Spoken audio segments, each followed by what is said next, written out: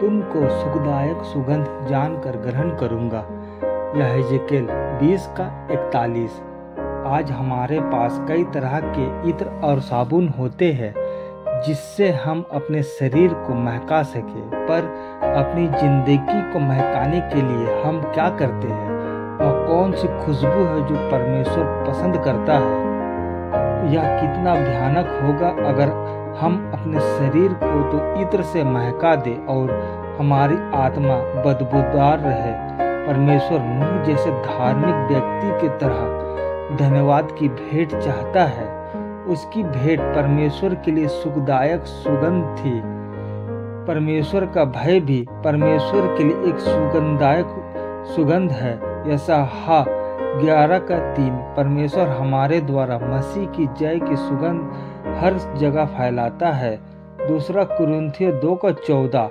एक दंपति ने एक घर खरीदा और उसमें जाकर रहने लगे। शीघ्र ही एक के बाद एक पड़ोसी आए और यह कहकर उन्हें डराने लगे कि हमको आप लोगों पर तरस आता है क्योंकि यह घर श्रापित है। जब तक जितने भी परिवार इसमें रहने के लिए आए जल्द ही इसे खाली करके भी चले गए क्योंकि किसी को भी इससे कोई आशीष नहीं मिली थी। पर इस परिवार ने इन बातों को एक कान से सुनकर दूसरे कान से बाहर निकाल दिया। रोज सुबह और शाम वे जोर जोर से भजन गाते और प्रभु को धन्यवाद देते ताकि उनके पड़ोसी भी सुन सके। जब भी उन्हें मौका मिलता वे ऐसा करने लगे। जल्द ही धन्यवाद की यह सुगंधदायक सुगंध इस घर से परमेश्वर के पास जाने लगी। महीने बीत गए और फिर साल बीत गए। पड़ोसी हैरान थे।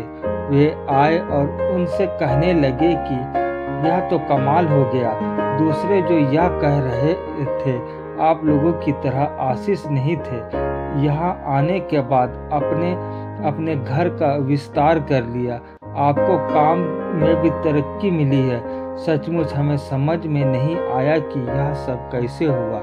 यह सुनकर घर के मुखिया ने बड़े शांत स्वर से कहा, हमारे घर में हमारे साथ हमारे प्रभु उद्धारकर्ता यीशु मसीह की उपस्थिति है। वही है जिसने इस घर के श्रापों को आशीष से बदल दिया और हमें उन्नति दी। इस सत्य को साबित करने के लिए हमारा जीवन एक अच्छी गवाही है। क्या लोग आकर आपको धकेलते हैं और कहते हैं कि यह घर आपके लिए श्रापित है और अच्छा होगा कि आप कहीं और रहे या घर खाली कर दे? आप सिर्फ परमेश्वर की स्तुति करते रहे और उसे धन्यवाद देते रहे। आपको धन्यवाद की सुगंध परमेश्वर तक पहुंचने दे। भजन संहिता 50:23।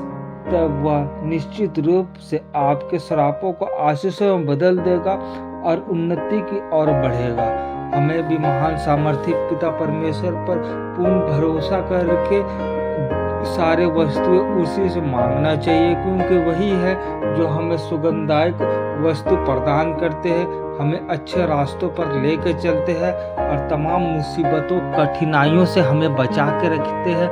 महान सामर्थी पिता हमारे जीवन पर पिता बहुत ही ऐसा आशीष लिए ताकि पिता हम लोग आपके रास्तों पर पिता चल पाए। पिता हम लोग धार्मिक जीवन पिता बिता पाए। महान सामर्थी पिता आने दीजिए पिता। महान सामर्थी पिता हे स्वर्गीय पिता विनती करते पिता हमें और हमारे परिवार के एक एक लोगों के साथ में रहिए पिता।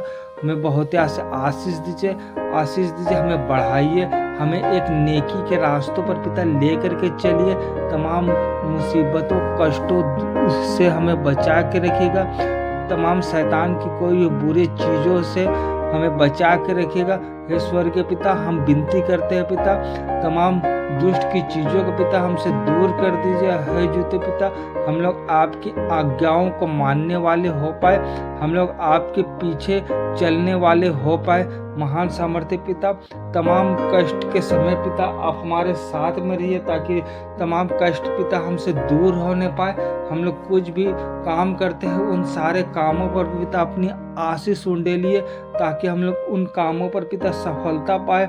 प्रिय प्रभु मेरी मदद कर कि मैं लोगों की बेकार की बातों और बकवास से अर्थव्यस्त ना हूँ।